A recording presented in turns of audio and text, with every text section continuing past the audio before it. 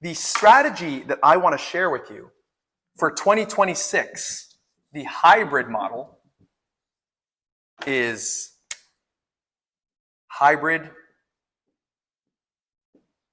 B&B model. Nobody is teaching this, but this again is exactly how I've been able to maintain peak profitability, even in what the slower seasons are for many hosts, okay? So what you need to understand is once you're running your business, and depending on the different cities you're in, different cities have different seasonality, okay? And using AirDNA, by the way, it can show you that seasonality. For example, maybe based on the climate that you're in, most people travel to your property in your town for the first 6 months of the year, let's say January through June, okay? And then from maybe July to the end of the year, there's not so much demand. Maybe it's 2 months out of the year that are not very high demand. Maybe it's 3 months that are not very high demand, depending on weather, depending on all sorts of reasons, right? So a very simple example is if you have a property near a beach, when it gets cold, people don't really travel there. But during the beach, warmer weather years, months, excuse me, you're going to get most of your revenue then, and then you might have some quiet months when it's cold, no one's traveling there. Well, what most hosts will do is not be able to make money in those months. But what you and I are going to do is understand that there's something called the hybrid B&B model. And what that is you can list your property on a midterm rental site and also other mechanisms that allow you to get 1, 2, or 3 month stays when everyone else is not able to make money.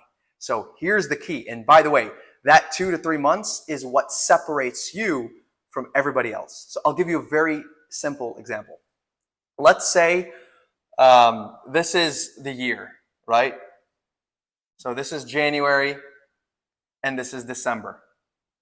Let's say this is June, right? And let's say for this whole period, you're able to make, let's say your rent is $4,000 a month. And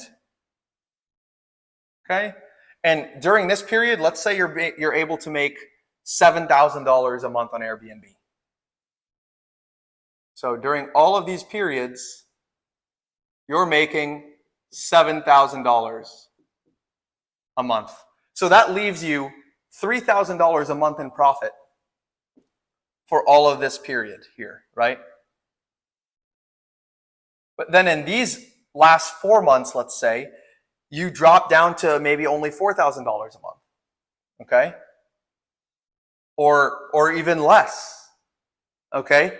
So what are you going to do here? All the other hosts are going to be struggling, but what you're going to do is you're going to have listed your property on Furnished Finder. So look, let's say these 4 months, when everyone else is only making $4K a month, you're going to list your property on a midterm rental site called Furnished Finder. And let me just share with you what that looks like.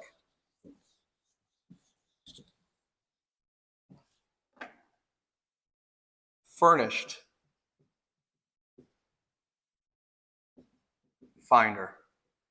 Furnished Finder is where people want to stay 1 to even 6 months stays by different workers. They're coming for work, insurance claims, and I'll explain what these are. And by the way, I'm going to share just this one site with you, but there's other sites where you can find these, especially insurance claims that, again, if you want to work with me, and I got to leave something for my students, right? That you're going to build relationships and have those deal flows coming into you, those guests, those clients coming once you do that. But Furnished Finder is an amazing way for you to get a lot of those clients. And these are people coming in to town for work for 1, 2, 3 months at a time. And they're going to pay you not as much as a short-term rental, but not as little as a long-term rental. And I'm going to explain to you exactly how that works. Same thing with insurance claims, which are big, by the way. Insurance claims are also individuals where, God forbid, something happens to their house and they need to be relocated. So the insurance company will find them an equivalent home and they're going to cover that expense for them. And they pay you as the host directly. Okay? So you're solving a great problem for that family and insurance is going to compensate you. So I'll give you an example. Let's say, do you realize how big this is, by the way, guys? Most hosts do not do this. They don't know how to do it and they have not heard about this. And they don't know how to kind of project their cash flow and understand you don't want to do that in your peak season. You want to maximize your income in your peak season on short-term rental side. And then you also want to use this as a buffer when you're in a slower season, okay?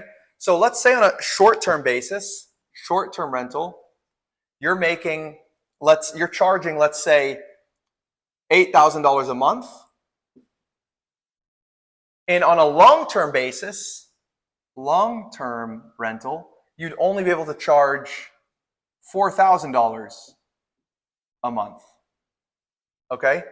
With a midterm rental,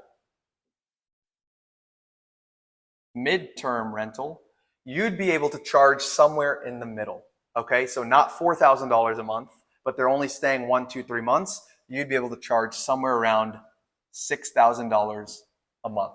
So look how powerful this is, guys. In a slower season, when all the other short-term rental hosts are struggling to even break even or barely make a profit, you're able to make a very healthy profit because you tapped into midterm rentals. And by the way, you don't have the churn. You don't have to do the cleanings every weekend. You don't have all of that, operations side behind it. You really just set it and forget it for 1, 2, or 3 months. And typically it's just people that are coming for work. So they're kind of in and out. They're professional, less rowdy sometimes, right? And then you're getting able to charge more than what you'd be charging for a long-term rental because, of course, you've got your expenses. You've got your mortgage or you've got your rent. Midterm rentals are the nice midpoint for you to make great profit and also buffer out your cash flow. So make sure you understand how powerful this is, guys. This is the name of the game in 2026. You heard it here first. This is exactly how to do it. So you don't need to just walk away from short-term rentals then. You don't need to go into long-term rentals, and you don't need to go fully into midterm rentals because you can still make the most cash flow with short-term rentals. And then second right beneath that is midterm rentals. Long-term rentals, you're not going to build that big cash flow machine. So this is the best of both worlds right here.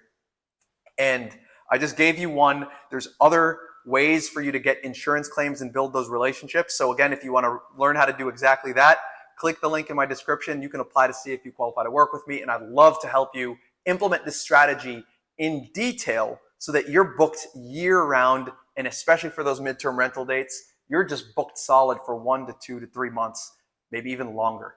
Okay. And I've done exactly this with my properties and it's worked amazing. All right. So this is our edge in this exact model, the hybrid B&B model. This is exactly how you are going to approach Airbnb if you want to succeed. All the other steps come into play, all of them, right? You still need to make sure you did the best property research, the best market research, and really that's number one, making sure you get into the right property and you avoid any property that isn't good. That is exactly how you are going to dominate. All the amenities, all of these different components coming together, all of the different platforms, and understanding how to manage your cash flow depending on the seasonality, you will still build an amazing short-term rental business. And this is exactly how I've been able to achieve the success that I have and continue growing and building out using this strategy. So make sure you implement this. And for those of you that want to learn exactly how to do that, feel free to click the link in the description. And for the rest of you, I hope this was helpful. Like, comment, and subscribe if you got value. I'd love for you to watch the rest of the channel and continue learning how you can completely change your life with short-term rentals and build an amazing business. Be great.